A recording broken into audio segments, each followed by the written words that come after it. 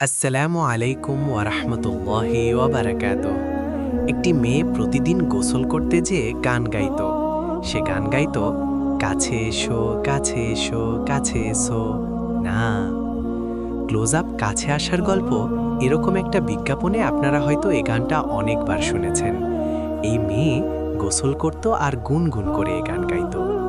জিনের ভাষ্যমতে তার এই কাছে আসার গান শুনে আমি তার প্রতি আকৃষ্ট হয়ে পড়ি।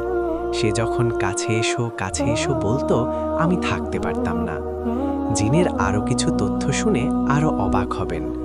মেয়ের প্রাইভেট কাপড় সে ধৌত করত না, গোসলখানার কাপড় রাখার রেখেই রেখে আসতো। অনেক দিন পর পর সব একসাথে ধৌত করত। তাছাড়া মেয়ের মাসিকের অসুস্থতার রক্তের প্যাডও বাথরুমে রেখে দিত। জিনের দাবি সেখান থেকে নাপাকির ঘ্রাণ আমাকে তার দিতে টানত, যার কারণে আমি তার প্রতি আকৃষ্ট হয়েছি। এই বিষয়গুলি আমাদের অনেকের পরিবারের মেয়েরা করে। আসলে বিষয়গুলি এখানে বলাটাও লজ্জাকর, কিন্তু বলাটা জাস্ট সতর্কতার জন্য, সাবধানতার জন্য। আমাদের পরিবারের অনেক উঠতি বয়সের মেয়েরাও ভুয়ে এমন কিছু অনেক সময় করে ফেলে।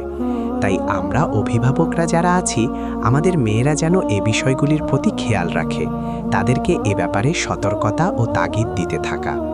বিশেষ করে গোসলখানায় যাবার আগে দোয়া পড়া, গোসলখানায় জরুরতের বেশি সময় না দেয়া, অর্থাৎ দ্রুত কাজ শেষ করা, গোসলখানা থেকে বের হওয়ার দোয়া পড়া, গোসলখানায় ভেজা কাপড় বা কোনো প্যাড না রাখা, লাইট অফ রেখে গোসল না করা, এ কাজগুলি খুব গুরুত্ব সহকারে মনে রাখা। সকাল সন্ধ্যার মাসনুন আমল গুরুত্ব সহকারে করা। মনে রাখবেন, আপনার অসতর্কতার কারণে যদি জীবনে একজন এই খবিস জিনের আক্রান্তে পড়ে যান, এটার মাসুল আপনাকে সারা জীবন দিয়ে যেতে হবে। আশিক জিন ভয়ানক, সে যার পিছনে লাগে তাকে তিলে তিলে শেষ করে দেয়। ইসলামিক ভিডিও এবং হাদিস শুনতে সাবস্ক্রাইব করে পাশে থাকা বেল আইকনটি বাজিয়ে দিন। পুরো ভিডিওটি দেখার জন্য ধন্যবাদ।